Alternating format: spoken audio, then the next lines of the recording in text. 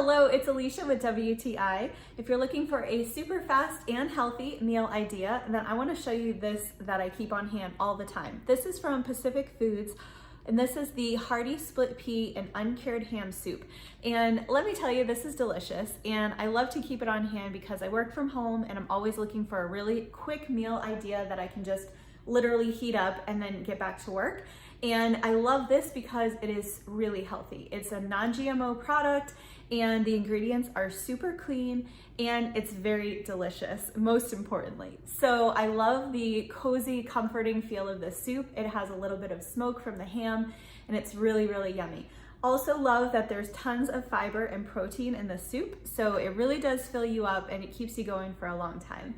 So if you're looking for a really quick meal idea that is delicious but also healthy, I would recommend this soup from Pacific Foods, and that's my point of view.